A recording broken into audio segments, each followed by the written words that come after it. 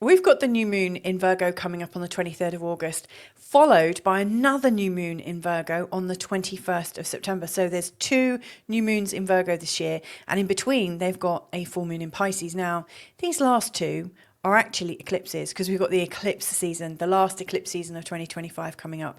And so I see that this new moon in Virgo is starting a process of, well, it's like the opening doors of the eclipse season. And so that's what I'm going to be recording this new moon in Virgo about. It is about this new moon, but I see it as a gateway to the whole eclipse season.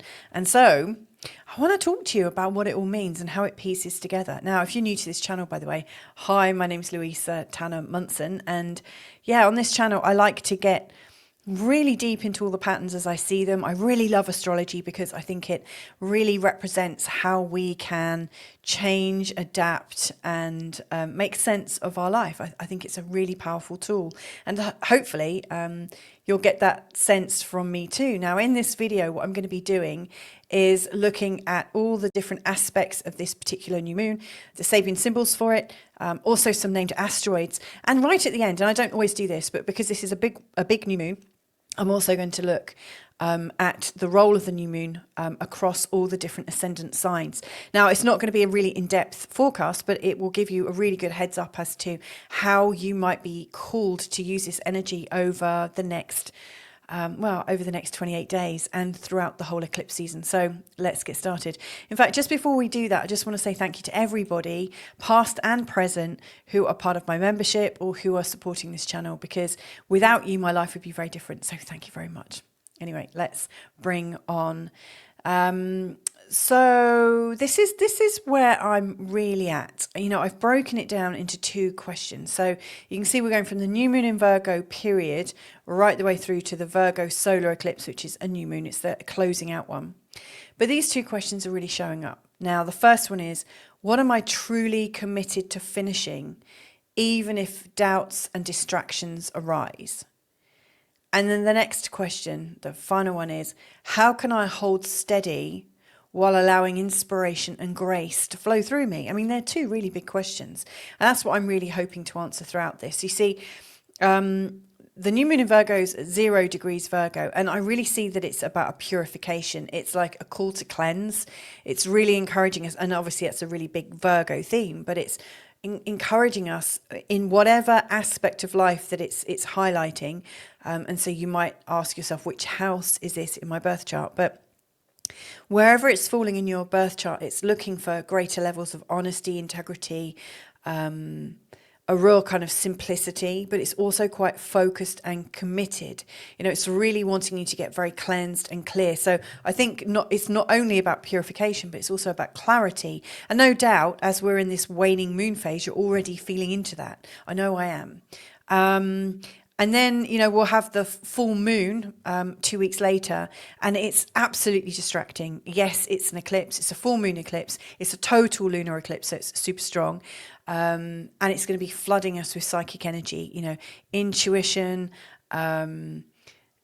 awareness is just like really off the scale. And then finally, the new moon in Virgo, the solar eclipse, at the end of September, that's about completion. So this is really about, you know, what are you committing to continue with, not just do for a month, but continue.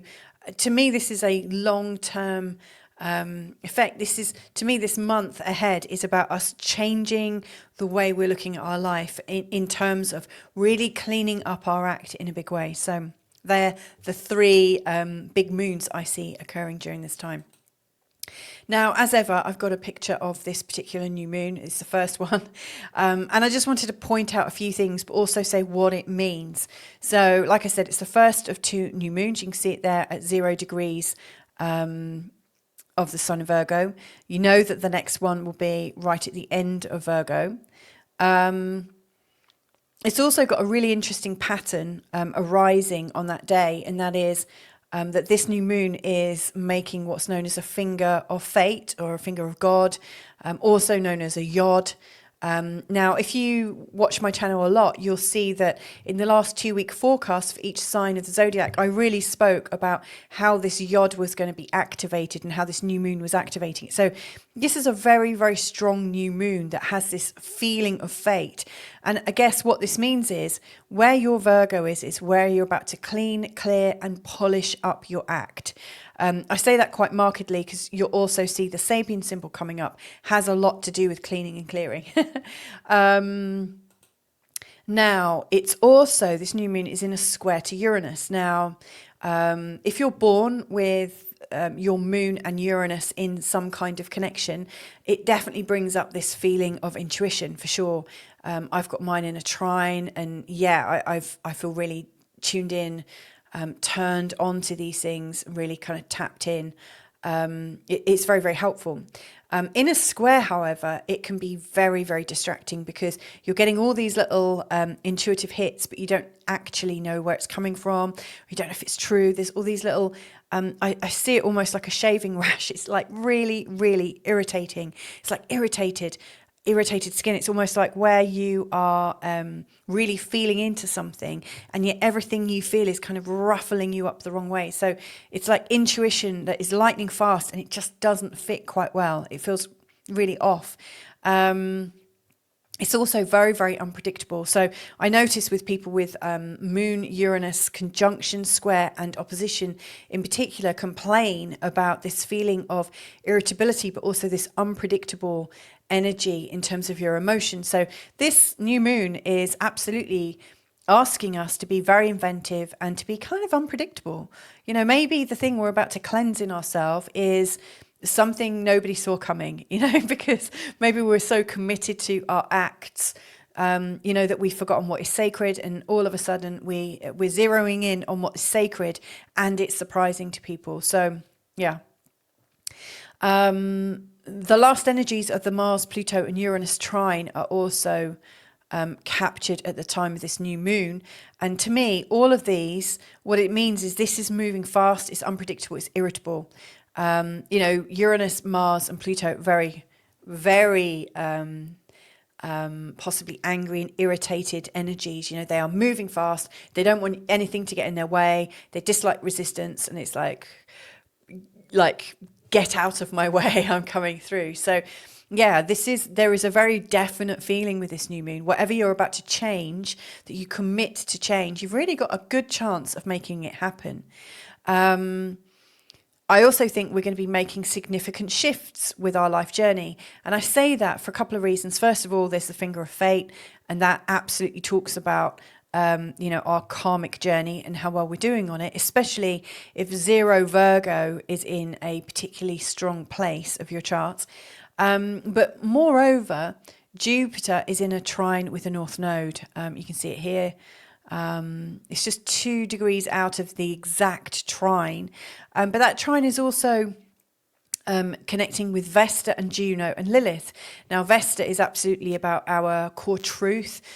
Juno is showing us what we are really committed to, and Lilith is absolutely encouraging us to be our complete self. So I do think, you know, this is going to get us onto a psychic path, and onto a path of real commitment and cleansing.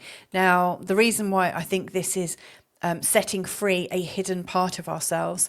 You know, Lilith really shows where we've been backed up or backed into a corner, where we've denied ourselves something. But she's pretty wild. She wants us to allow our wildness to come through. That part of us that maybe was inconvenient at home, in our family, in our childhood, in our school, in our community, whatever that inconvenient truth was about us. This could be allowing you to set that free. Now, also, Moon square Uranus, excuse me, if you need to parent or look after somebody with a strong like Moon conjunct Uranus, Moon square Uranus, Moon opposition Uranus, good luck, because the Moon square Uranus people are really quite wild, you know, like wild, and you could say willful as well. And so when you combine those, I really think this new moon is absolutely inviting us to set ourselves as free as possible. So I love that.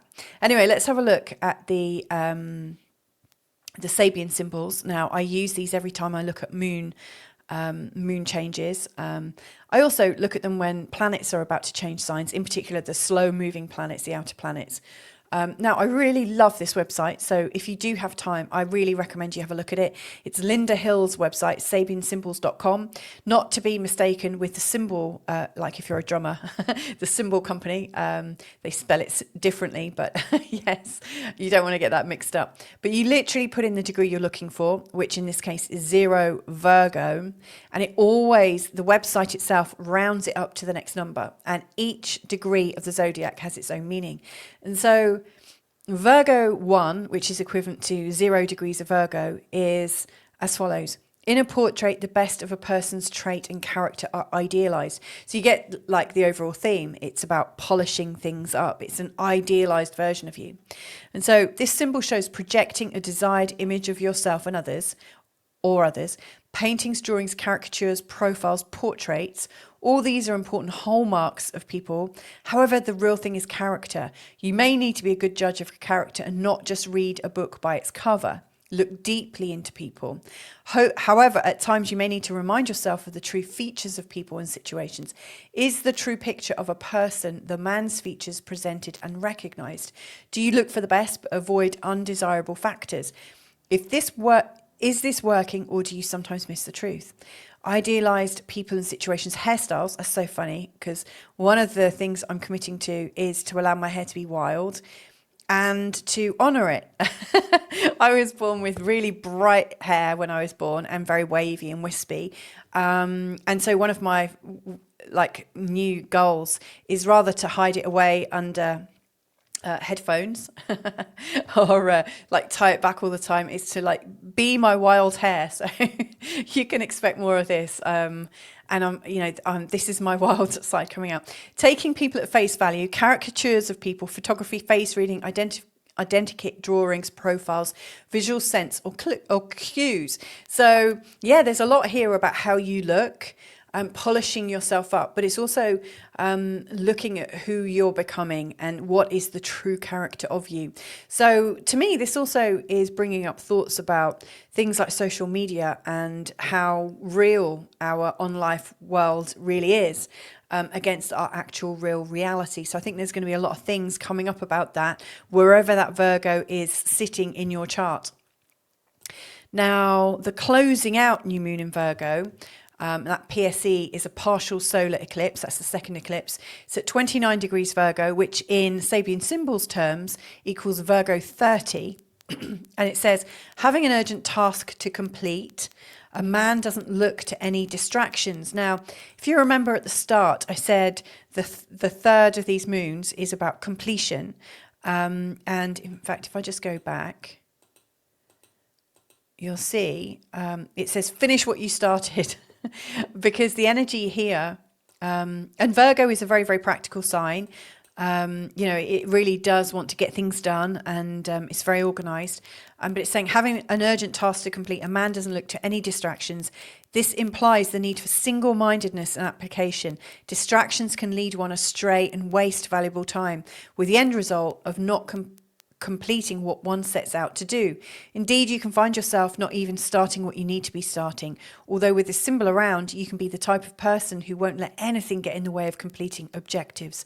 The trick is to not get lost in the details. Keeping a list of goals can help focus on what needs to be done.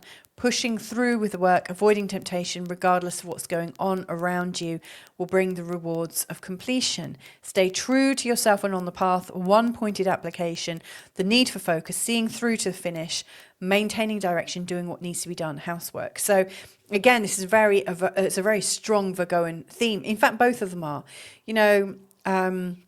I know heaps of people, especially Virgo ascendants. They have this beautiful way of looking very neat and tidy and slim and attractive and beautiful. Their clothes they always look ironed. And they're the kinds of people, like if I put on a new ironed shirt, like a cotton shirt or something, within a few minutes, it starts to crease on me. I don't know what it is. Is it my body temperature? I just don't know. But I have this ability to crease up and crumple up everything I put on. And yet a Virgo just seems to be able to put things on and they look neat and tidy for the rest of the day. Beautiful. It's a magic trick. I don't know how they do it. but it's something that they've got. And so, you know, the first new moon in Virgo is very much about your appearance and how you're coming across, and, you know, getting clear about who you want to be. And then, you know, through this month, it's about completing any tasks related to that and any tasks related to where you're going in life. Now, the middle point I will be talking about actually in the full forecasts that are coming up in time for this new moon in Virgo, where you'll find a full forecast for each sign of the zodiac. It's the ascendant sign. And they'll be released just around the time of the new moon. But I will be talking a lot about the total lunar eclipse around them. But it's absolutely flooding with emotion, inspiration, and lots of, you could say, minor chaoses. It's lots of distractions, as many as possible, just to make it a bit harder. So we do need to be focused. So every time I look at a new moon or a full moon, I'm always looking to see if there are extra astrological bodies, asteroids, dwarf planets, stars, whatever that might have something to do with this particular new moon. And so what I want to bring your attention to here are the following, which I think are really, really tapping into this new moon in a big way. It's really hard to ignore Sedna and Uranus. Sedna and Uranus are in a conjunction right now, and I'll come to this at the end, because Sela Nunam, which is a binary system out in the Kuiper Belt, i.e. beyond Neptune. So, you know, Sela Nunam's got a really, really slow orbit of over 200 years to orbit the sun.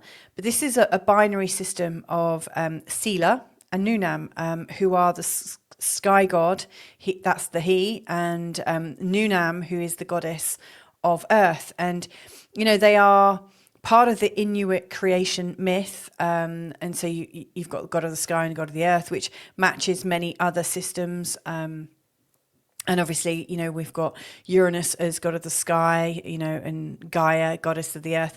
And so we have these, you know, this couple. And because they're so far out, and they take a long view, you know, they are associated with the simplicity and the acceptance of life. You know, the idea that, you know, the long view, that things will just wash over you. But it's also about growing into acceptance. It's about growing into the acceptance of nature, what your nature is. And so I really love this because, you know, this is, I think, very Virgoan. This is very much about like the new moon in Virgo, which is about coming into nature, coming into the creation of energy. And also, to me, this is very much symbolic of a 0 degrees, you know, like it's in a new sign. It's actually falling exactly in a conjunction with the sun and the moon, like exactly at this new moon. And so given that this is the finger of Yod, to me, this is a real strong indication that whatever we're purifying over, you know, this next month, you know, from new moon in Virgo to the next new moon in Virgo, whatever we are committing to purify in a really strong way, and to get clear on, to get clarity in, and to get really sacred in, to me, if you are honoring yourself as part of creation, that's a very, very strong message. And also, I think when you can honor all of the creative energies and feel part of them as opposed to being separate from them, I think you tap into the abundance of life. Like, life is infinitely abundant, no matter how much we're told it's not. It really is. You look around, you know, I'm always marveling at things in the garden. You know, I've got things growing that I haven't planted because the seeds of previous years have just sown. It's effortless, you know. And so to me, this is like when you have the longer view of life and you know that life will prosper you, it really does. So I think that's a strong message. Now we've also got Magdalena. That's it's an asteroid. It's not in a particularly strong dynamic in comparison with this new moon, but it's in a semi-sextile. And I really, really liked this. She was the first person to see Jesus post-crucifixion. She's devout, contemplative, and she made that sort of transformation. You know, there are so many different ideas about her, and comparing her to a whore, and, you know, sort of questioning her sacredness. And yet she was seen as somebody who could transform. She was seen as somebody who could become devout, who could become completely devoted to Christ in such a beautiful way. And so she was really projected upon. There is this, I think, you know, she might fall into these kind of sort of punky women kind of energy as well. You know, like the Lilith energy, the idea that she was once too much, and then she sorted herself out.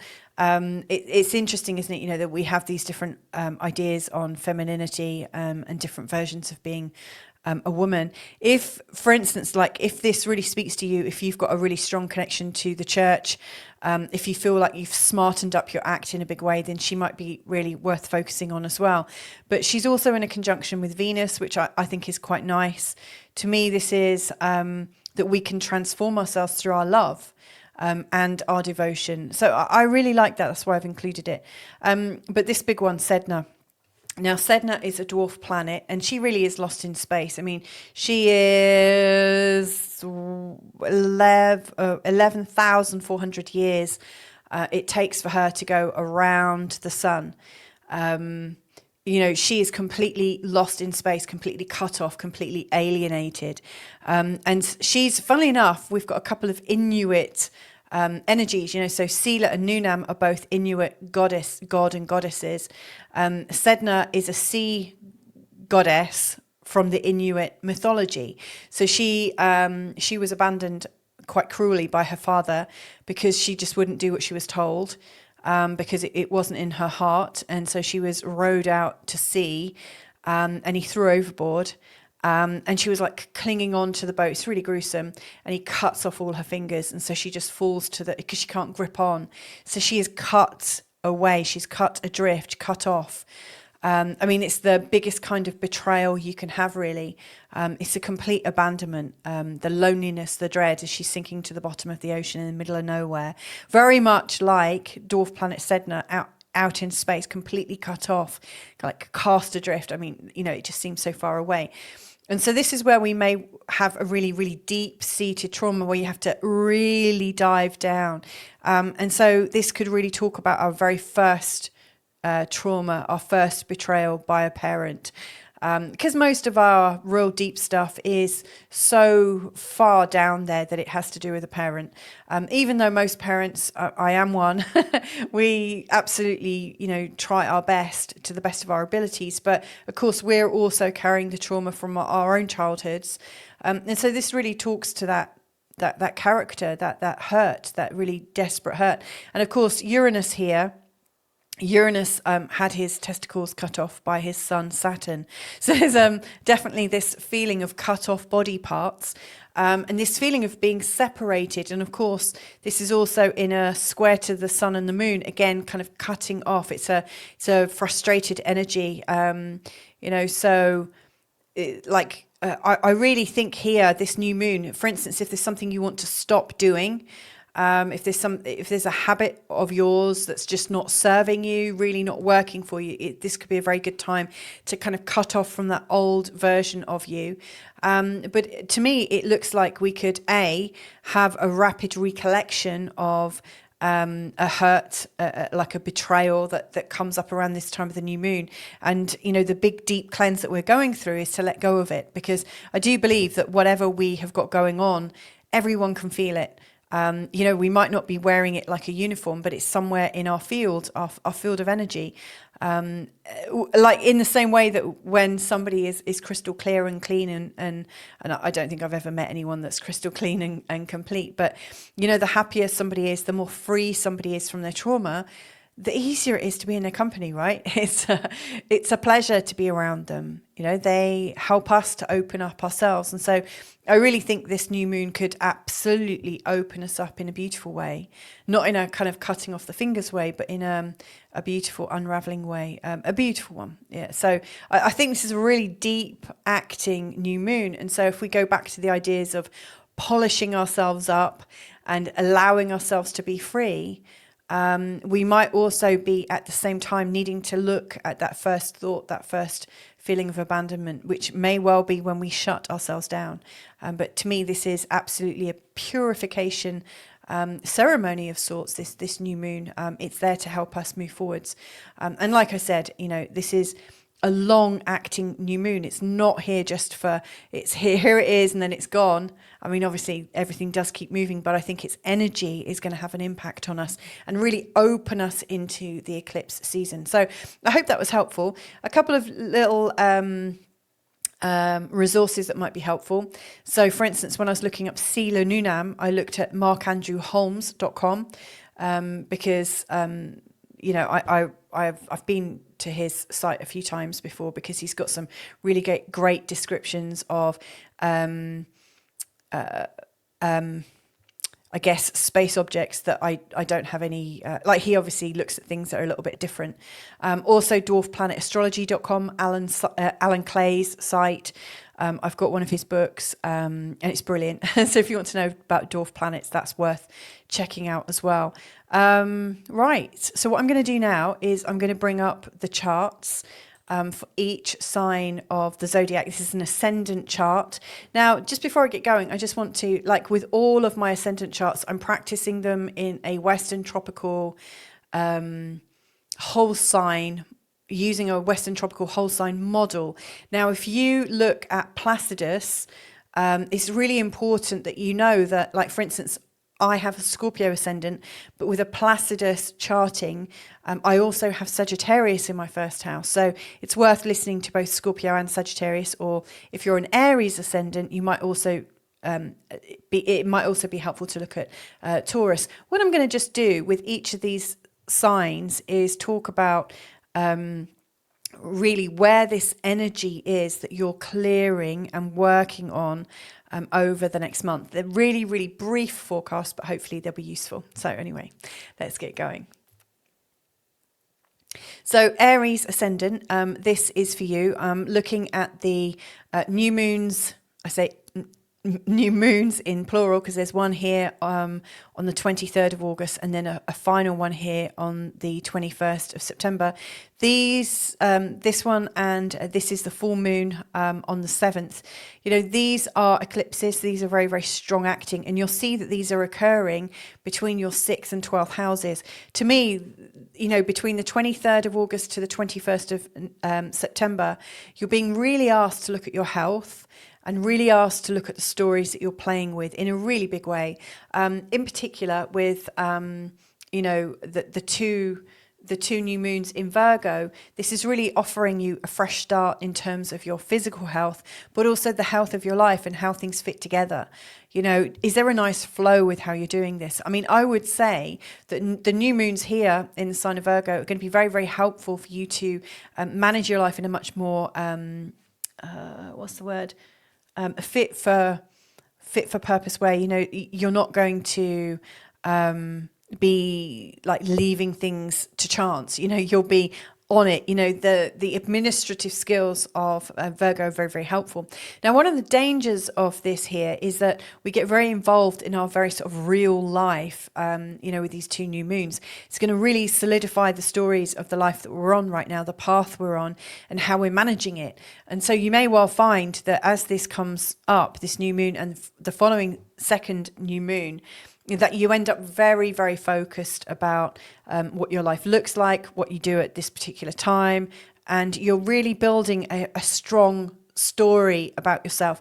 Now, at the time of the total lunar eclipse on the 7th of September, there's going to be a lot of distractions, intuitive ones, possibly stuff from your hidden mind, your unconscious mind, doubts, fears, most likely coming up. And I think it's just because it's such a strong energy. And often when we work with a strong energy, our unconscious mind is saying, oh, I'm going to change. Oh my God, I need to do a self-sabotage here. And where this full moon is happening, it's happening in the classic place of self-sabotage. So watch out for distractions, because whatever you're starting right now does want to complete. So for instance, if you are looking at your physical health, this is something you're really committing to feel much better about yourself. But midway through, the danger is that you're going to find it's stirring up a lot. It's making you feel unsafe. because there's too much change going on. So my advice here is just take everything in a really methodical, step-by-step way. Don't push yourself so far that you put yourself off. Don't push yourself so far that you're alerting your unconscious mind that you're about to shift your view of yourself, and hopefully that will be good. And then as you come to the solar eclipse on the 21st of September, I think you'll be celebrating the rebirth of you. You'll be celebrating how well you've done. So hopefully that's going to be helpful for you, Aries. So if you've got Taurus ascendant, I just want to put a quick caveat at the start. This is a whole sign forecast using a Western tropical model. If you use Placidus when you look at your birth chart, you'll have both Taurus and Gemini in your first house. So you might also find listening to Gemini really, really helpful. But anyway, what I want to just detail through is where these two new moons are happening in your chart and where this full moon are happening. You know, the distraction, this very distracting full moon on the 7th, is a total lunar eclipse. It's really quite a big, strong day. And then this completion new moon on the 21st of September is also an eclipse. It's a partial solar eclipse. And so these two are really, I think, going to be bringing up some stuff. But this is happening for you across your 5th and 11th house parallels. You know, the 5th house is very much about what you're creating yourself. So what you've given birth to, projects, plans, anything that's bringing you into joy, but also children, like literal children. If you've got children, this is possibly showing where you're getting yourself onto a new track with your kids. Maybe you're spending more time with them or coming to have a different understanding with them. If you're on a journey to create children, obviously that's a really big and important time for you. Now, this is... to me, this is showing that you might be purifying yourself for the journey ahead. And, you know, this also does invite new love. The 5th house is absolutely about new relationships coming in because it is a birthing of kind, and it does really sort of, I think, make that womb energy really work well. So to me, this is a real sort of creative force that's coming to play. So you might choose to ask yourself, well, what is it that I would love to create that's going to really lift me up? You know, the 5th house is all about lifting yourself up. And so, you know, the first stage of this is the purification. What do you need to eliminate? How can you clean up all your thoughts and belief systems about this particular part of your life? And then there's a sort of challenge point with this total lunar eclipse. And this distraction is to take you off the path. So everything that you've worked really hard for, watch that your emotions don't take you a million miles away. You know, this is really taking you into creation with other people. It's really showing you where you might have more fun with your friends. But I would premise that with the fact that it's an eclipse and it's a full moon is likely to create this sense of hysteria around your friends. So you might choose to be, you know, act on your discernment as to are these the real people you want to be around at this particular moment in time? You might also find that the things you're creating and you're working towards, you're getting a big sort of, no, don't do that. You don't want to do that. If you do that, this is going to happen. You know, you might get quite discouraged by your friends. So it's important to watch out for that so that they don't take you off your path. By the time you're coming to the end of this period of time on the 21st of September, you're really completing on the first step. You know, the 5th house is about creation, is like taking you into a whole new way of life in terms of what it is that you're doing. And this could have a really, really long-term effect. For instance, like if you have a child, if you conceive, this is going to be huge for you. So my advice is to take it slowly, take it step by step, recognize that what you're creating right now, you know, unlike all the other ascendants, what you're creating right now really could be a lifelong change. And so, you know, take it step by step so you don't freak yourself out. Take it step by step so you're not freaking out your friends and the people who might come in and naysay and stop you in your tracks. Keep your story about what it is that you're creating alive. Keep it fresh, and maybe don't share it. Keep it personal to you in your heart. Meditate on it, write on it, do something really creative to bring that energy towards you. And then by the 21st, have some kind of way of celebrating, you know, like a closing out ceremony of sorts, so that you feel like you've given it the full attention that it deserves. So I hope that's helpful for you, Taurus ascendant. Lots and lots of love to you. So for you, Gemini, this before I start, I just want to say this is using a whole sign Western tropical model. Now, if when you look at your birth chart, you are using a Placidus chart, you'll probably find, you will find most likely that you've got Gemini and also Cancer in your first house. What this means is you might also find it useful to listen to Cancer, because that will also apply to you. So what I'm looking at here is how these two new moons and the full moon in between are going to be applying to you over this next month, a lunar month from the 23rd of August to the 21st of September. Now, these two last ones are eclipses, so they're super strong. But this first one is deeply strong as well because it's forming a yod pointing directly at this new moon. So we've got three very powerful moons working. And as you can see here, they're really activating your fourth house, which is all about the home. It's all about your security, your family, the nuts and bolts of your home. Do you have all of your resources in place? To me, this is a place of where you feel safe. Then that's when people get the best out of you. So I really see that you're on an inner journey to feel a lot more safe in your reality right now. Maybe there's been some parts in your life that have felt a little bit questionable, or where there's been a bit of risk. And this is the time that you're either learning to think differently about what security is and what these risks are. Maybe you realize, actually, that didn't really harm me. In fact, it enhanced my life. Or B, you recognize that the risks you've been exposed to are too much. And then you are kind of falling back in love with your home and coming back into this inner space. Now, this is a very contemplative part of your chart. It's also a part of your chart that really speaks to you about privacy. And keeping yourself to yourself. It's a very quiet part of your chart. It's not necessarily one where you want loads of people coming in. Conversely, this part of your chart up here is like saying, look at me. This is the part that is absolutely seen, known. It's where you're appreciated. But it's also a place where if things go wrong, it's done in a very public way. So this full moon, which is a total lunar eclipse, is a bit like... to me, around that time, around the 7th of 9th, and I would say maybe from the 3rd of September until the 11th of September, if I was in your shoes, I wouldn't do anything that would be highly emotional, highly charged out in public. So for instance, like if it's coinciding with payday, and everyone's going out to, I don't know, celebrate something, I'd be very, very cautious about doing anything really public and emotional in terms of your career. However, if you're launching something or if you're releasing something and you're well versed in it and you're not going to do any risky behaviors, but you're going to really feel into it in a big way, this full moon could be very, very helpful. But yeah, back to these new moons. See, these are like bookends, and they're going to be steadying you in terms of your goals for home. And so the first part of this is how can you purify your ideas of home, your memories of home? How can you purify and understand your childhood from a different perspective? And as you're coming to the end of this period, this is about saying, okay, I've completed on that. I feel much better now. I feel like something has changed.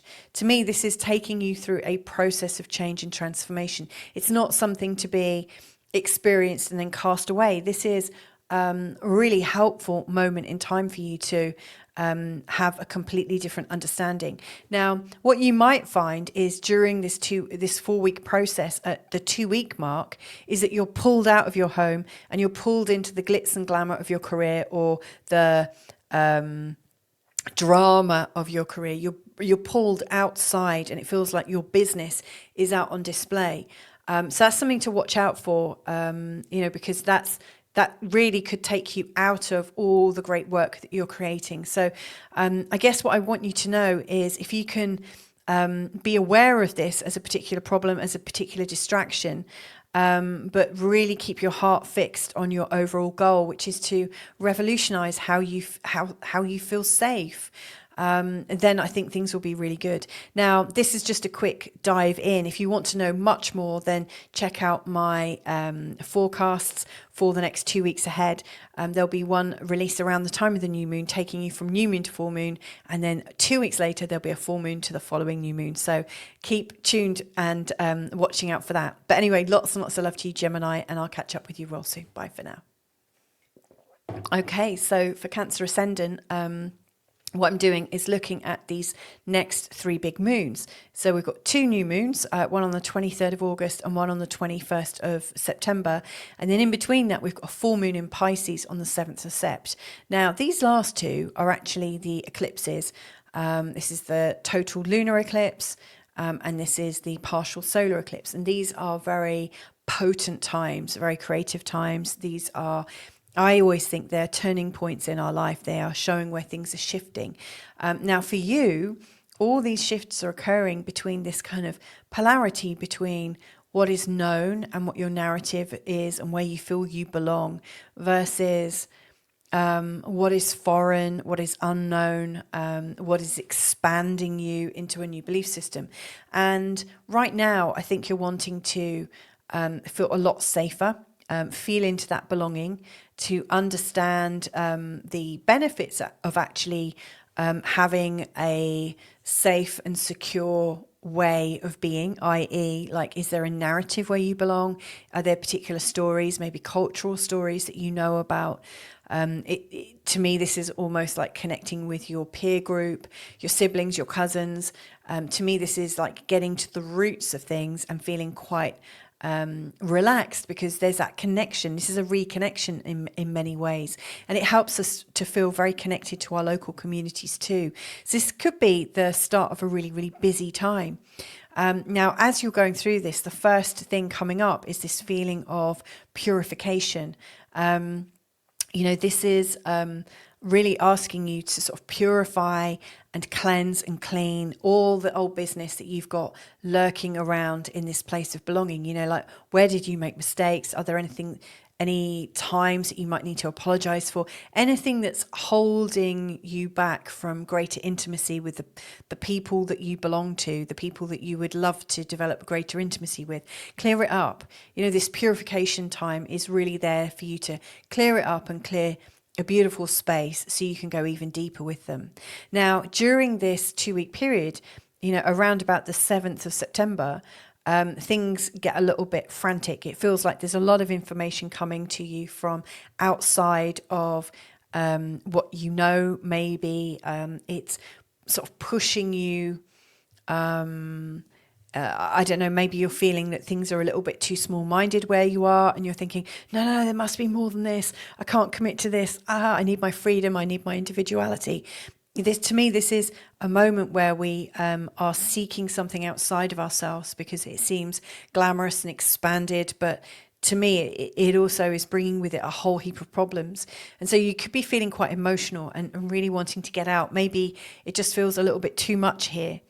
And so the journey back to this next new moon on the 21st, what's happening is you're being asked to recalibrate and to just think, well, maybe I went too all in, maybe I went too deep, or what, to me, this is a time of reflection. This is a time for you to work out what didn't quite fit so that you can make those adjustments and come into some kind of completion. Now, I do think you're trying to build something much broader and with a much better duration, and longevity. And so I really think, it's important to have some patience with yourself. Don't put yourself down if you're not getting the right results instantaneously. This is something that's going to take time and patience and a lot of care. So just, don't be in a massive rush. And, I know that's not part of your character necessarily, but the final thing that I want to share with you, or is final 2 things. This is based on a whole sign tropical perspective. Now, if when you look at your birth chart, you're using a Placidus chart, then you'll probably also want to listen to the Leo ascendant forecast coming up next, because in your Placidus chart, it will start somewhere around here, and the first house will probably be in Leo. So whatever signs you've got in your first house, you want to listen to those signs too. So check that out. But if you want a much deeper dive, then watch out for my full forecast coming up for your sign or signs around the time of the new moon in Virgo. And I'll be unpacking this in a much bigger way for you, giving you important times to look out for, and yeah, just to take it from there. So anyway, lots of love to you, and catch up with you real soon. Bye for now.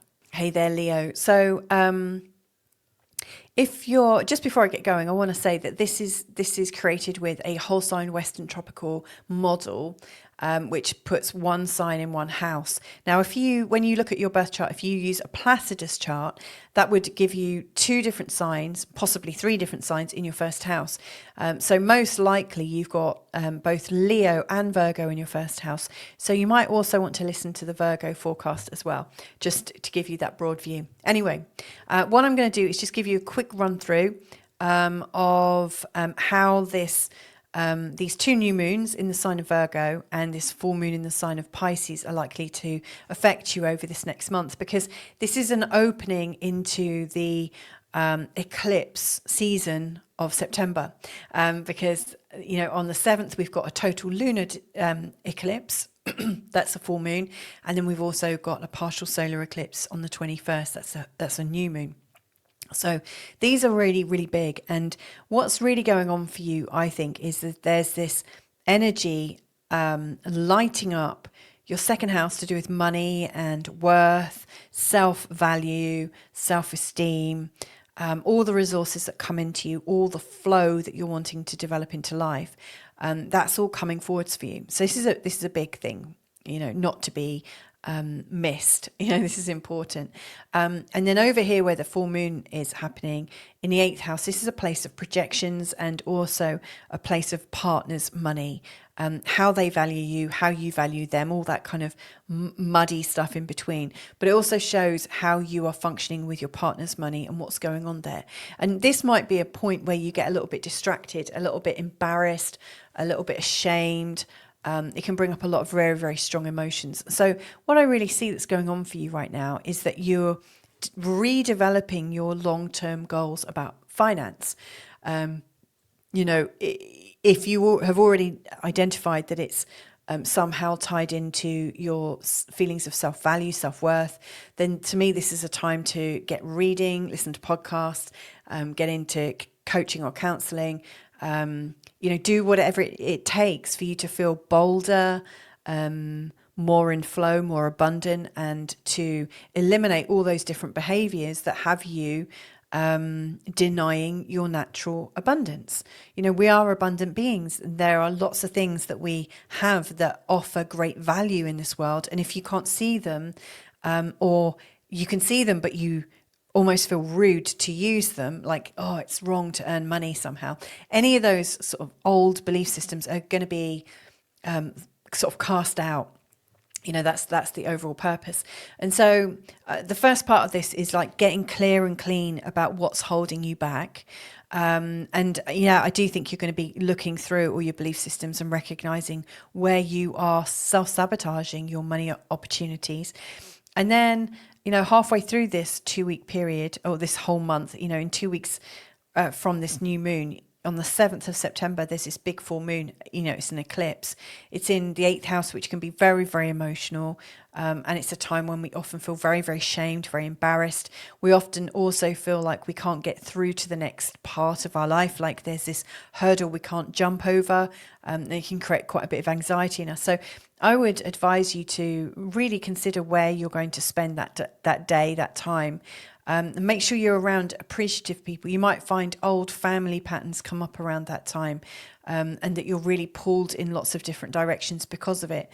It's a distraction. It's a huge distraction. Don't let it take you off this path of rediscovery about your own abundance, because as we're coming up to the completion time, and obviously this is a much longer term project. I don't think we can all do money in 1 month. It's more that you're retraining yourself to think about money in a whole new way. As you're coming around to this completion time with the partial solar eclipse on the 21st of September, there's this whole new invitation for you to, really work for you. So your putting yourself out there with the full belief in yourself. You're not resisting your goodness. So whatever you can do to stay on that path will be absolutely beneficial to you, and it could transform your life in a massive way. So I always think these eclipses, where the eclipses are falling, they're really giving us a very strong sense of how our life's about to change. So I see this as being good for you. So I hope that's helpful. And obviously, if you want to know more, much deeper dive, then check out my forecast for you for the next 2 weeks ahead, from this new moon on the 23rd to the total lunar eclipse on the 7th. That's due out around the time of the new moon coming up this week. So hope that's helpful to you, Leo. Have a great one, and catch up with you another time real soon. Bye for now. Hey there, Virgo. So we're having a look at the energies of the new moon in Virgo, the new moons, because there's one on the 23rd of August and one on the 21st of November. I always say November, it's because I'm seeing a 9, and in Portuguese it's nove. Sorry, the 21st of September. And we've got the full moon in between in Pisces. And to me, this first new moon is opening up us to the eclipse season, because these two are both eclipses. Now, this is, I think, a really strong indication of a deep change that you're going through at the moment, or that we're all going through. And in particular for you, this is happening in this first house area. Now, before I get going too much into this, this model is based on a traditional a tropical Western whole sign model. Now, if you use Placidus, when you look at your own chart, like if you look at the charting style, and you've got Placidus, if you see that in your first house you've got Virgo and Libra, then that's your cue to also listen to the Libra ascendant, because that will also be relevant to you. But anyway, so essentially this particular opening and closing down of this Virgo energy is to bring about a feeling of purification in terms of your identity. Like, how do you think you are? Or who do you think you are?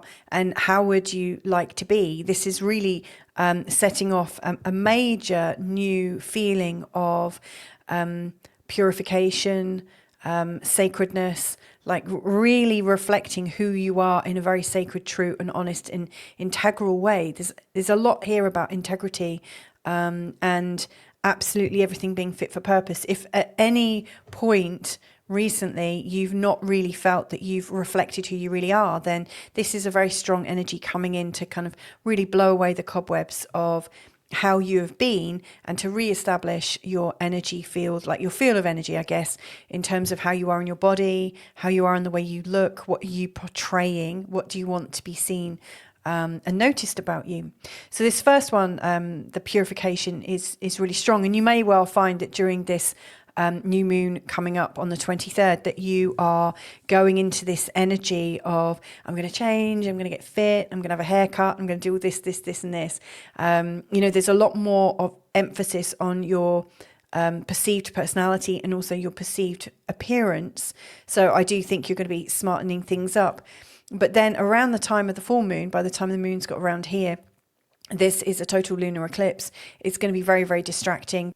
And so there's really quite a Pisces theme around the time of the full moon in Pisces, which is the total lunar eclipse, because by that point, Saturn has also inched back into Pisces and is really getting us to have one last ditched attempt at getting up straight, shaping your imagination and really getting much, much clearer about what's going on. And so, everything that might seem amorphous, shapeless,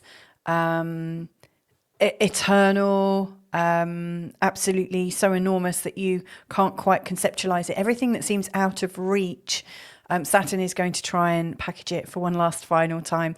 And he's got a while, it's going on until February the 14th. But this is quite a distracting eclipse, a very, very distracting eclipse. And it's taking all the attention to the people in your life. To me, it feels like there's a lot of call to come out of yourself and to be thinking about how you can please the people in your life rather than how can I serve myself right now. And then as this full moon passes away, The next new moon, it again is happening in your first house in the sign of Virgo, and it's really pushing for you to complete on something. Now, obviously, this is a really big set of eclipses in your first and seventh house.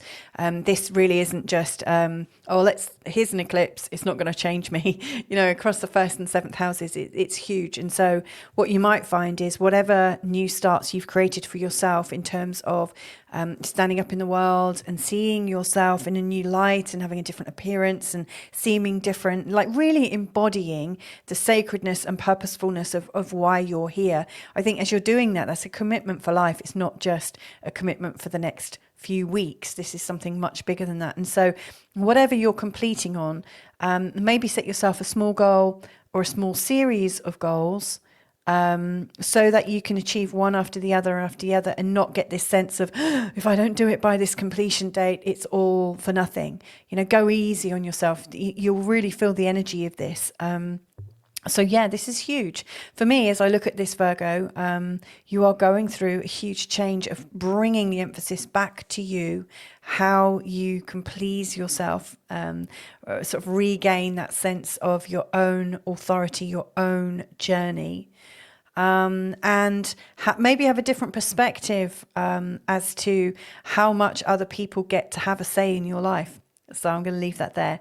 Lots and lots of love to you, and catch you another time. Bye for now.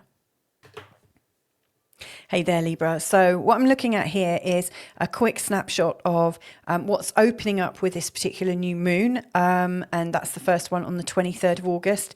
It's right at the beginning of the sign of Virgo. And over the course of this, from the 23rd of August to the 21st of August, the moon is going to go all the way around. There's your total lunar eclipse, the full moon on the 7th of September. And then the moons keep moving, and then it rejoins the sun again in the new moon position. This time it's an eclipse, and it's at 29 degrees in the 12th house. So you've got these two new moons in the 12th house. Now, it's interesting, we've got this polarity between the 6th house and the 12th house. I see these as places that are really helping us sort out our story. So I always see the houses in the zodiac, the houses in the birth chart as being stepping stones of your life. So you're born, you start getting a bit more useful. Once you've got control of your body, you're starting to play with resources like toys and things like that, and getting used to your caregivers. And then the 3rd house, you're starting to communicate, and so on and so forth. And so by the time we get to the 6th house, we're really into building meaning for ourselves. And, the 6th house is where we're getting very purposeful, very methodical. We're doing a ton of different activities, and they're all linking in. And the weight of that is creating this sense of a story about what you are about. It's also a place of your health and how you manage your life, so much so that you're managing your health. They go hand in hand from my perspective. So the 6th house is about the story. Like, what story am I committing to right now? What story am I building right now? And as the story keeps going, it keeps going. Now, you're really coming to the end of this storyline. And so at some level, this is representing a metaphysical or metaphorical death, a metaphorical one, before the next rebirth. And so these two new moons are about the death of your story, or the death of your old stories. The 12th house has a lot to do with your unconscious mind, the belief systems that you're carrying about yourself, and about the world around you. It definitely picks up on a lot of themes of what's happened in the past and what you're still really holding on to. Vulnerabilities and insecurities definitely show up there, as do self-sabotages. So there's probably quite a lot of stuff that you can work on here. But, this is about the story you're creating, and this is about the story you're dissolving and letting go of. And so there's an invitation here to kind of really let go. And of course, there's a purification theme because of Virgo. And so what you might find is anything that feels unclean, sullied, anything that's dirtied your soul or dirtied your feelings about yourself, this is the time to really kind of let it go, let it dissolve away. Now, I make that sound really easy, and for most people, myself included, allowing myself to kind of just drift out really easily from all of my very well-crafted emotions and belief systems. That doesn't really happen quite like that. I'm normally not really dissolving. I'm like a evil queen or something, or a witch in going, I'm melting. You know, that part of myself wants to keep going. You know, it doesn't want to die off. And so you might find that this purification moment is where you might get some help, you might get some assistance, you might get somebody who can listen to you, kind of releasing your story. And so to me, this is, you know, whatever story you've been creating for yourself, you're starting to let go of or maybe change it. And, you know, that might be the first step is, how can I see my story, but allow myself to change it a little bit? You know, recognize there could be some fluidity about how I see my past. And actually, maybe now I don't need to be in the past. Maybe now I can be practicing presence and being here in the now and, you know, like really consciously aware of my now moment. And so there is a very subtle shift. And of course, if you practice that subtle shift over the course of a month, that becomes not so much a subtle shift, but it becomes quite a substantial shift. And so this is a real sort of internal tweaking to allow you to let go of something that you've done and to really clear things away so that there is this beautiful new birthing. See, the following new moon, which would be in October, will be in your first house, and this is about your rebirth. So this is two very, very powerful new moons. Let's not also forget that the very last one of these is actually a new moon, but a partial solar eclipse. I mean, it's a real indication that you are drawing a line under the past and getting ready to move on. Very, very big symbol. Now, midway through this period, you've got this very emotional, highly charged total lunar eclipse in your 6th house of story. So I think, you know, how this goes is you're starting to let go and getting excited because there's something that you're kind of just, you know, it's not part of your life anymore so much. And then all of a sudden, you know, your unconscious mind is like, damn it, I really want this part. I'm not going to let this part of my life die. Oh my God. And so it really comes up in a big way. Now, one of the reasons for that, I think, is that the North Node is actually, you know, really focusing around your 6th house. So even though there's likely stories that you are meant to be letting go of, there are some things in your current life that are actually needing to keep. You're needing to keep it. You're not meant to be completely letting go of it.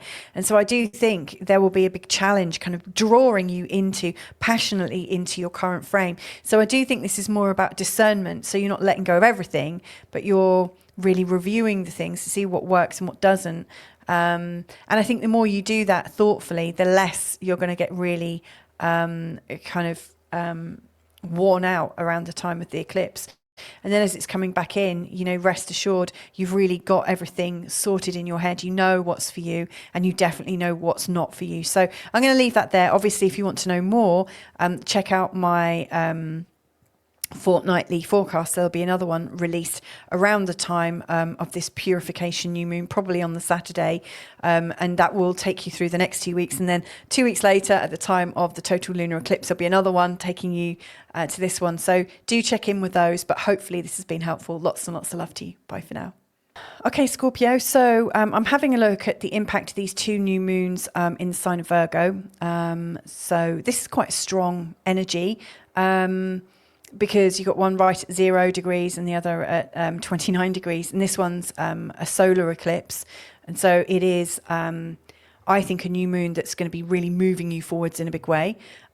Midway through this moment, this next month ahead, this lunar month ahead, you've got this very distracting full moon, which is a total lunar eclipse in the sign of Pisces. It's very undefined, very wishy-washy. It's going to be highlighting so much, you know, because Pisces just doesn't really have any boundaries. And so it's going to be very distracting. Now, the great news about this is that this is happening across your 5th and the 11th house polarity. It's not one of those polarities that feels like it's life or death necessarily. So that's good. And, you know, as with all eclipse seasons, this is going to be moving you on somewhat. It's going to be, you know, it's not going to be one of the most important ones necessarily, but it's still going to be, you know, creating a shift in you. Now, I just want to say right off the bat is, you know, this is based with a whole sign model, like a Western tropical whole sign forecast model, you know, where there's one sign per house. But if when you look at your birth chart, you see that you've got Scorpio and Sagittarius in your first house, i.e. if you've got a Placidus chart like I do, and my ascendant does have Scorpio, I've got Scorpio ascendant, but I do have Sagittarius in my first house, then you might also find it very useful to listen to the Sagittarius forecast up next. But anyway, back to this. So the emphasis here I think is on, like, am I going to get very creative about myself? Am I going to be focusing on how I can lift myself up into joy? How can I start a new relationship or this is all about new starts and new passionate starts. So yes, it can be a new relationship. Yes, it can be a baby. It's a place of conception for sure. But it's also a place of what am I birthing right now in my life? Am I birthing a new channel? Am I birthing a new project? Am I writing a book? Am I getting a new job? But something that you are passionate about. So maybe not getting a new job, because not everyone, and getting a new job implies that you're doing it with somebody else. This is really implying, what are you doing for yourself that's going to lift you up and make you feel really glad to be alive? And, the North Node is here right now, but this full moon North Node affair is going to be most likely quite confusing, very distracting, and it could take you off your path of the new moons. The new moons are there for a reason. The new moons, I think, are like almost like a cosmic calendar. They're really showing you the best times to start, the moments to stop and pause for a second and say, whoa, that got a bit out of hand, and then they reel you back in. And so here's where the focus is, I would say, for the next lunar month. From the new moon in Virgo, there's a very strong need to purify. So you're looking at, and this is very much about your social contracts, your networks, your friends of friends of friends, how you make business friends and how they become part of your world. This is also a place of stepchildren. If you've got stepchildren, they show up here as well. So it's not necessarily your intimate crew, but this is like friends. This is people outside of your normal home, a little bit further removed. But it's a place of influence, and it's also a place where you co-create with other people. So to me, what I'm seeing here is that you've been creating way too much on your own for a long time. And now there's this invitation with a sense of purity, with a sense of sacredness, and a sense of great discernment to spend time looking at the different people you can interact with, you can work with, you can expand with, and enjoying that and noticing, how does it feel when you're working with other people? How does it feel in a sort of more collaborative place? And also, what am I wanting to create in the world? What influence do I want to have? This is definitely a place of influence and social reach. So, I mean, this could be very, very important to you if, your job has something to do with that. Now, during the course of this month, this distraction part is happening around the 7th of September, and it's going to take you out of this collaborative, process. And most likely you're going to go, damn it, what I really prefer to do is to work on my own. That's where it's safe. That's where I know my boundaries. And so you might well be swayed that way, but you might also ask yourself, why are you going that way? What's just happened that's made you really want to kind of come back and contract into your own joy factory? What happened, and where are you not trusting in your connections enough? Why are you pulling back? To me, this is about teaching you that you don't have to have full control over everything, and also how you might work with people at a different level. Now, if you can get beyond that distraction, and I think it would be good and helpful for you if you can, you'll be coming up to this last new moon, which is it's a partial solar eclipse. It's a new moon in Virgo, and it's about completion. It's not to say that you have to finish everything in a month, though if you've got a project that you can start and finish in that month, that sounds good. But to me, what this is saying is you've got yourself back on your path. So whatever you're dreaming of setting into motion, most likely you've got all of the work done and you're on your path. It doesn't mean to say it stops, but you're heading in the right direction. And the funny thing is, once you've done this, because this is all very much around the South Node, and the South Node is showing you where you're letting go of things. And so most likely you'll be doing this and then saying, you know what, it's been good working with other people, and now I know I can work with other people. I can just move on and kind of do my own thing again. So to me, I really see that this is reigniting your faith in groups, reigniting your faith in communities, in other people, in trusting other people, and I think you're recognizing more in yourself because of that experience, and it will have helped you. But you know, like the North Node currently is here, and so that is also absolutely drawing you back in. You are meant to be creating, you know, for yourself at the moment. But to me, I just think this purification here is going to help you. And so you might also ask yourself, where have I been let down in the past, and how can I move beyond that? Because it will take that to be able to complete whatever it is you need to do right now. So I'm going to leave that there, Scorpio. Hope that's helpful for you, and sending you loads of love. Sagittarius. So I'm looking at this, and look where these are, these new moons. Woo!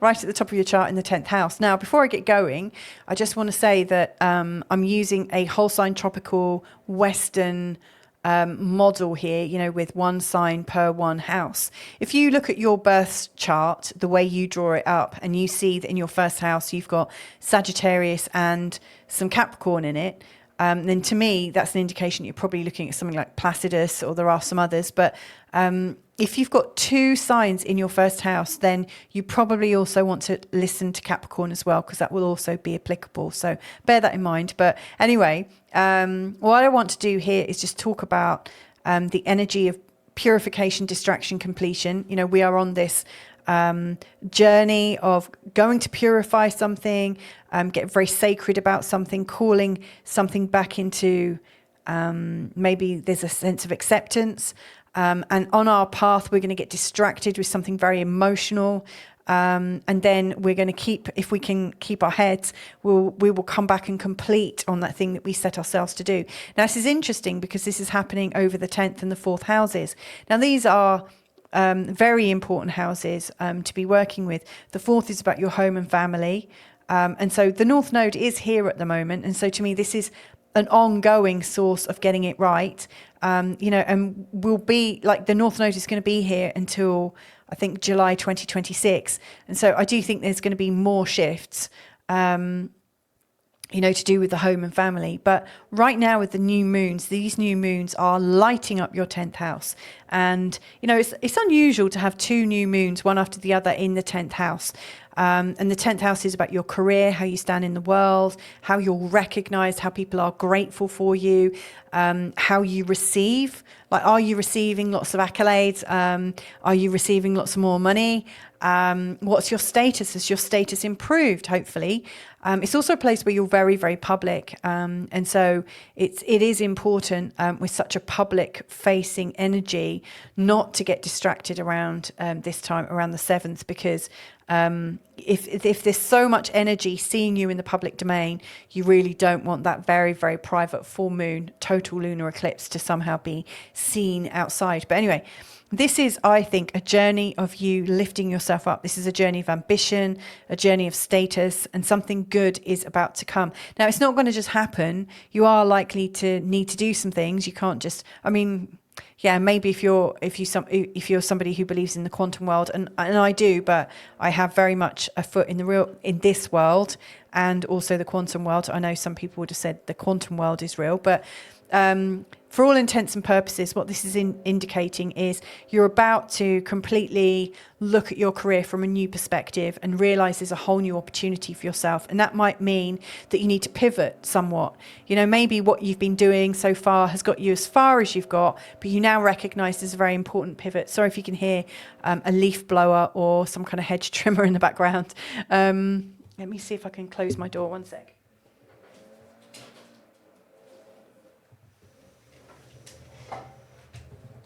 Summertime in Portugal.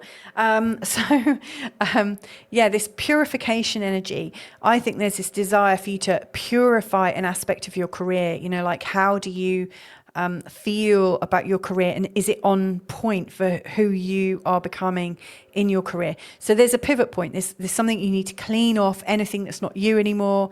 And you know, this is like the South Node is currently up here. And so the South Node is showing where you're changing and moving away from something from the past. So it might be that the clients of the past are disappearing, and you're opening yourself up to something really, really new, something you weren't quite expecting. So yeah, there's definitely a purification. And during this 2-week process, I think you're going to get distracted by home and family. Maybe there's something big going on. Maybe there's just some emotional people at home, and maybe you're a bit absent. And so don't be surprised. I wouldn't say be on the lookout, because you don't want to be, I always think what you're looking for, you're most likely going to find. But just be aware that around this time, you might find things are a little bit emotional and charged at home. But then as the moon keeps going, it's going to be bringing you to this completion new moon, again in your 10th house. So to me, I think, if I was in your shoes, and I am, I would say set your goals, set lots of little goals for this period ahead. Know that you are requiring a pivot from the past. You are needing to kind of let go of something that you've been holding on to in favor of something kind of new and quite revolutionary for yourself. This is about you being seen in a whole new light, and maybe the way you're going to be pitching yourself is going to change. This is coming into your own power at a much higher way. So yeah, I think this is going to be very good. And, you know, obviously at the time of the completion, it doesn't mean to say that's all you can do. I mean, thereafter, the next new moon is going to be in the 11th house, which is about collaboration and co-creation, and where you're working with other people to bring about your desired aims. And so that's really, really powerful and strong. So whatever you're setting up in motion right now, it's going to carry on. It's going to live much longer than this just 1 month. This could carry you quite far. So yeah, if you are wanting a lift up, a step or two up the rungs of success, this is a really good indication that that's entirely possible. So I'm going to leave that there for you, Sagittarius. I hope that was helpful. Lots of love. Okay, Capricorn. So we've got this very intense month, a lunar month, from the new moon in Virgo on the 23rd of August, right the way through to the new moon in Virgo again on the 21st of September. Now, they're both in the sign of Virgo, and you've got this full moon in Pisces on the 7th. Now, these two are actually the eclipses. And so I really see that this new moon in Virgo is kind of opening the door to the eclipse season in September. And it's then later, this doorway in Virgo is going to be closed down. This is quite an exciting thing. We don't often have new moons in the same sign, one after the other. It does happen like that. But, you know, not all the time. And so this is quite a big event, I would say, especially seeing as it's happening around the time of the eclipses. So wherever this is in your chart is highlighted. Now, I just want to put in some caveats here. So this is based on a whole sign Western tropical model, i.e. there's one sign in each house, one full sign in each house. But if when you look at your chart, you've got Capricorn and also Aquarius in your first house, then it's important to also listen to Aquarius as a forecast too. It'd be much easier. If you see that, then most likely you're looking at your chart from a Placidus perspective. So just to, you know, give you that, I think it would be helpful. But anyway, these moons are going across your 3rd and your 9th house polarity. Now, the 3rd and the 9th house, I would say, is about what is known. So, for instance, the 3rd house is very familiar. It's about your early community. It's about what you learnt, like this is how it is, you know, in your childhood, in your early schooling. It's all your old friends, your cousins, your siblings, all the people that know you. It's a place that is known. There is a narrative there. And as such, there's a feeling of belonging. Like you know, this is where you belong. This is where you come from. It really describes that and your reactions to that. Now, conversely, the 9th house up here is showing you what's unknown, what's foreign, what's exciting, what is new, new people, new places, new ideas, and it's a place of expansion. So this is kind of we belong here, but it's also shutting you down a little bit. It's keeping you in confines. Whereas this is kind of blasting you up. It's very, very open. You know, this is actually a very exciting house, the ninth house. It's encouraging you to step outside what is known and to embrace something a little bit different. And the fact that you've got the opening one, you know, this new moon is very much about purification, making things very sacred. And so to me, this is I think bringing up things like spiritual evolution, religious, spiritual, philosophical belief systems. It could be about your political views as well. This is a higher context house. This is where you go for the finishing school of life. You know, this is where the extra information is. It's a place of research, like extra study, higher study. It's also a place of teaching and writing and delivering and broadcasting as well. So, you know, and it's also a place of great adventure, going to new places. So this is a cornucopia of new experience for you, and you're wanting to do it in quite a pure way. So, for instance, if you're going away, you might be thinking, I want to go on a retreat, or I want to learn about mind, body, spirit, you know, or a foreign language.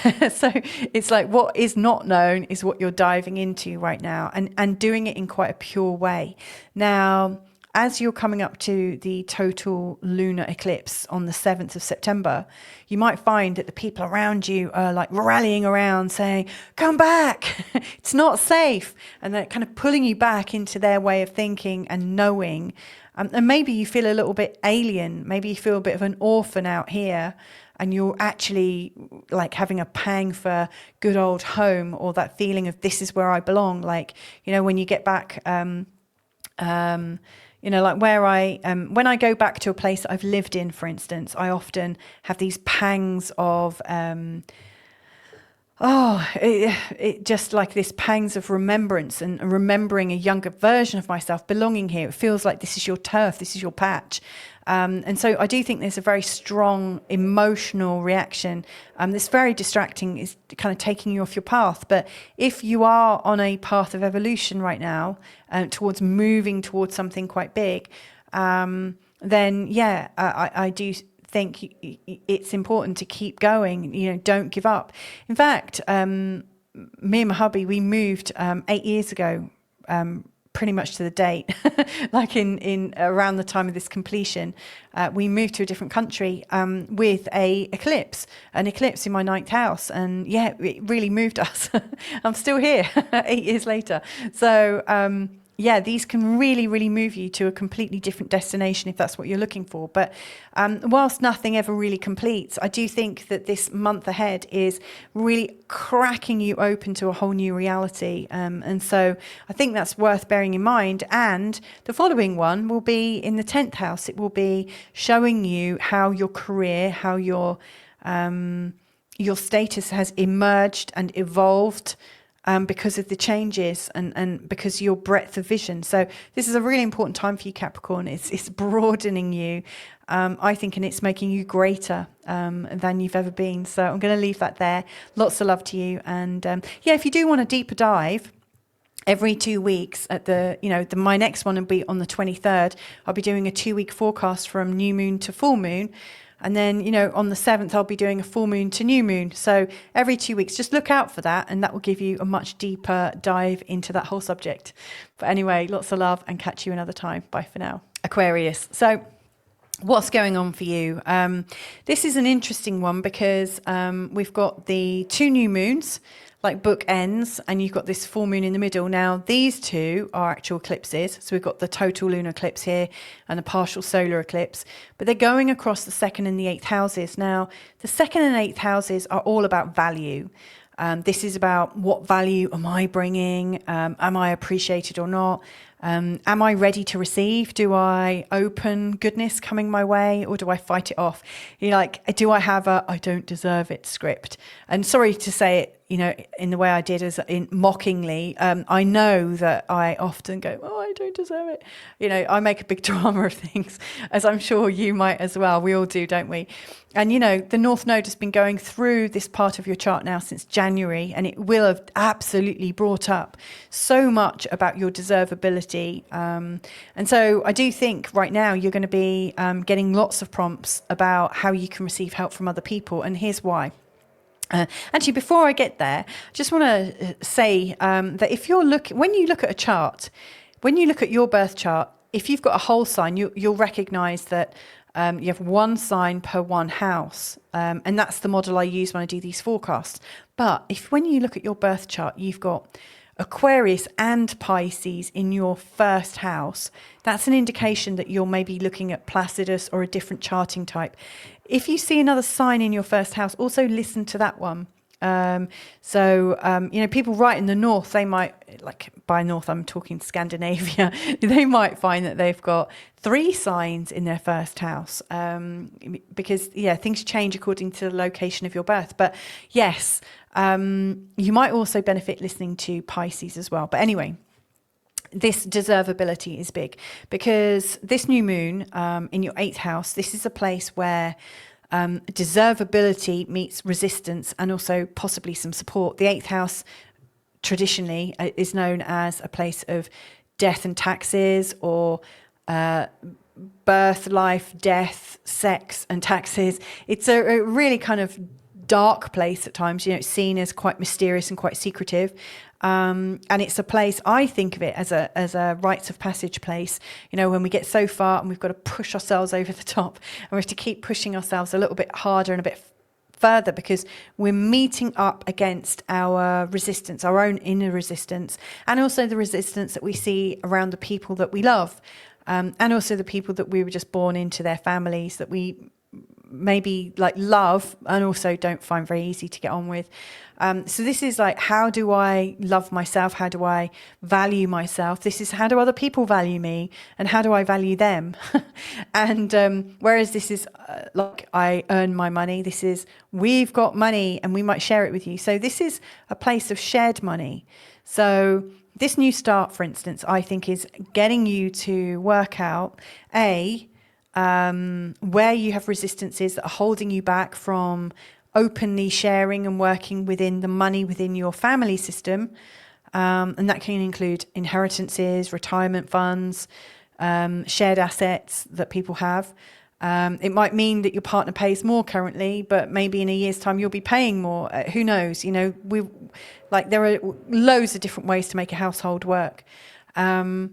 This also includes how you feel. Are you feeling guilt, shame, blame, anger, and so on and so forth? Because they come about because of what other people are putting your way and how you're reacting with it. So I do think you're getting a very strong purification. This is an incredible house to work on purification and sacredness and duty and how to clean up all the sort of messiness of emotions between people and how we get on.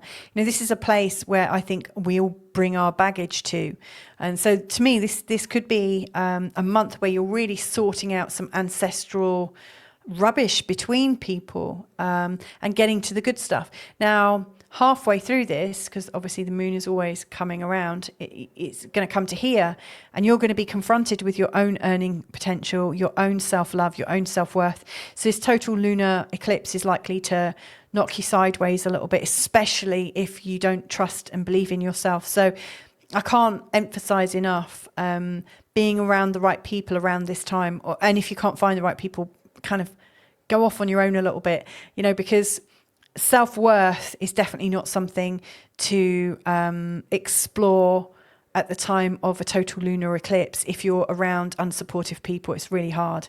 But anyway, the moon will keep coming round. And then, if you keep going on your trajectory, I think you're going to really do something. You're going to open up some new avenues. You'll feel a lot more confident about your role, how you fit in with your family, and how things can be distributed in possibly a fairer way. So I just think things are going to move further and better and deeper. Maybe you pay off your loans. Maybe a loan issue is going on right now, but this is a time to open, move through it and grow, so much so that you're in a much better place. So I'm going to leave that there. I hope that's helpful for you, Aquarius. If you want a deeper dive, on the 23rd, I'm going to be releasing, your next 2-week forecast. So I'm going to go much deeper into it. So have a good one and speak to you real soon. Bye for now. Hey there, Pisces. So this is a really interesting new moon and full moon conundrum, because we've got this opening energy in Virgo on the 23rd of August. That's the new moon in Virgo. And we've got another one at on the 21st of September, which is a new moon in Virgo, the second new moon in Virgo, but it's also a partial solar eclipse. This is a huge area of life to be having new starts in twice. And in between those, you've also got the total lunar eclipse in your first house. Now, this is big. This is going across the first and the seventh houses. These are really big. This is me and everything to do with me. And this is you and everything to do with you. Like from your perspective, this is you and this is everyone else. So these are very strong houses to have a lunar or a solar eclipse in. This is big. Now, right now you do have the North Node going through your first house. So to me, that's an indication that you're going through some sort of identity shifts right now. And if you can remember what was going on 18, 19 years ago, that is sort of akin to what was going on back then is what's coming up now for you. This is a shift, quite a big shift for you. And similarly, what was going on with your relationships is a similar thing going on, is a similar theme. But anyway, what we've got here, this in the sign of Virgo, we've got this really strong sense that I need to purify my relationships. I need to be a lot more sacred and intentional with my relationships. I want a lot more integrity. It has to be a lot more congruency. And so you're cleaning up stuff in your relationships. You're making your relationships a lot more beneficial for yourself. It's like you've got your rubber gloves on and you're just getting rid of everything that's dusty and dirty and unwanted and unneeded.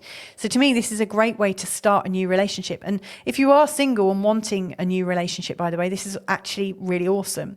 Now, obviously the moon is always orbiting, and on the 7th of September, the moon is going to be in an eclipse position, a total lunar eclipse, in your first house.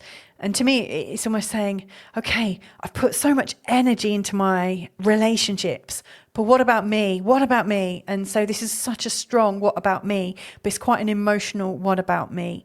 And I think it's going to possibly leave you feeling a little bit vulnerable and a little bit open, like cracked open and quite weepy.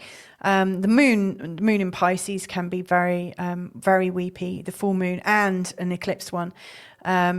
So yeah, it's important to be aware of that for sure. And then obviously the moon's going to keep on moving, and then it's going to come back into the 7th house for a completion new moon. So whatever you started around the 23rd, it's not to say it's all done and dusted by the 21st, but to me, you're setting the tone of how you'd like to carry on. And for you, it's like getting the balance right between paying loads of attention to other people without really investing in yourself. How can you get the balance much better for yourself so that you're not giving to everyone else all the time, but you're absolutely not becoming a selfish bum and not being helpful at all. So this is really to get the balance right. Because, there's a very selfless energy with a Pisces, a Virgo, the first 7th house sort of energy. You're both service to others rather than service to self.